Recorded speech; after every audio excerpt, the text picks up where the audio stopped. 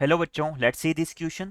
If the arithmetic mean of the product of all distinct pairs of positive integer whose sum is n is Sn, then limit n tends to infinity n square by Sn must equal to। तो बच्चों इस question में हमें limit n tends to infinity n square by Sn की value find out करनी है। और हमें Sn डिफाइन किया हुआ है कि Sn जो है हमारा अर्थमेटिक मीन होता है उन सारे पॉजिटिव इंटीजर्स का उन सारे पॉजिटिव इंटीजर्स के पेयर का जिनका सम हमारा n के इक्वल हो। तो सबसे पहले तो हम क्या करते हैं, Sn को सिंप्लीफाई कर लेते हैं इस क्वेश्चन में। यहाँ पर हमारा Sn इक्वल हो जाएगा अर्थमेटिक मीन के। अर्थमेटिक मीन हमें किनका लेना है, हमें पेयर ऑफ इंटीजर्स लेने हैं जिनका सम n के इक्वल हो। यानी कि अगर मैंने एक इंटीजर 1 के इक्वल लिया तो इसके रिगार्डिंग मेरा दूसरा इंटीजर क्या हो जाएगा, n-1। इन दोनों का सम हमारा n के इक्वल आ रहा है। प्लस अगर मैंने एक इंटीजर 2 लिया तो इसके रिगार्डिंग मेरा सेकंड इंटीजर हो जाएगा n-2। इसी तरह से 3 के रिगार्डिंग हो जाएगा n-3, और जो हमारा लास्ट इंटीजर है वो होगा n-1, और इसके रिगार्डिंग हमारा सेकंड इंटीजर हो जाएगा 1 के इक्वल। तो बच्चों इन सभी का हमें क्या करना है, अर्थमेटिक मीन लेना है। तो न्यूमरेटर में तो हमारा क्या हो जाएगा, इन सभी का सम, ये हमारा सम मैंने लिख दिया है।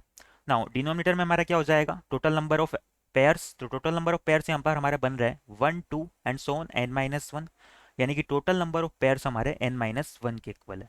तो अर्थमेटिक मीन के लिए क्या हो जाएगा, इनसे डिवाइड हो जाएगा।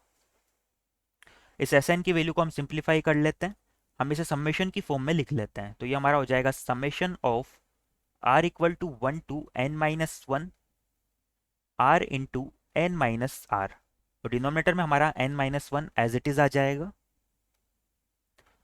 नाउ Sn को सिंप्लीफाई करें अगर, तो यहाँ पर r से इस ब्रैकेट को मल्टीप्लाई कर देते हैं।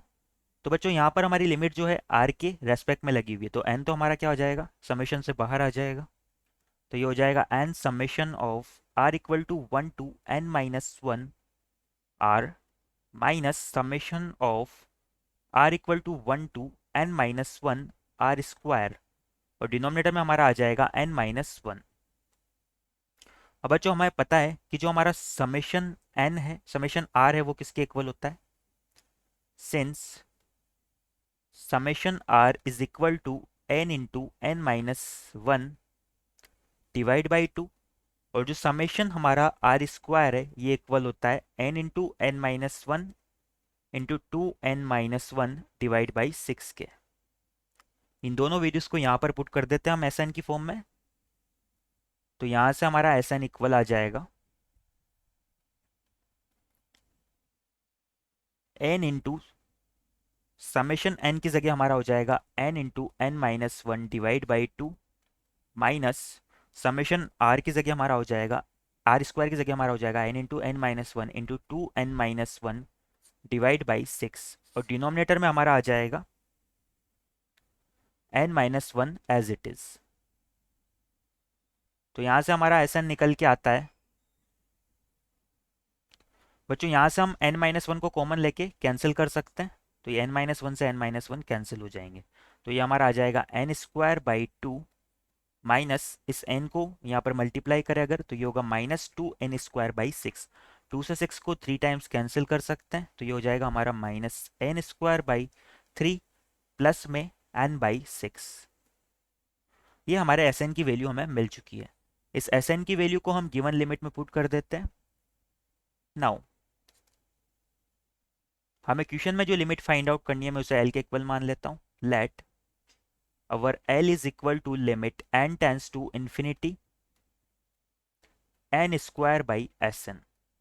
तो यहाँ से हमारा L इक्वल हो जाएगा limit n tends to infinity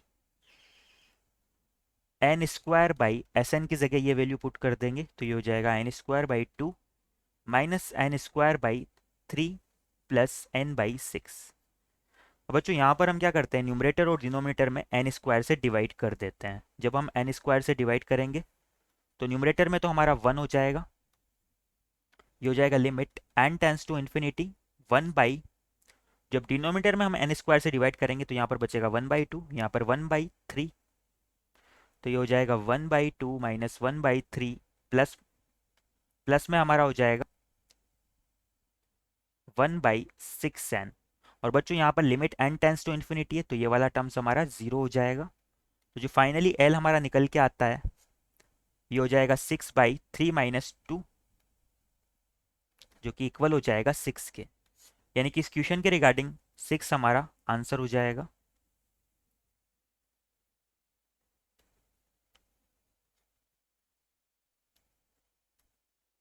Our final answer is equal to 6. I hope you understand it well. Best of luck.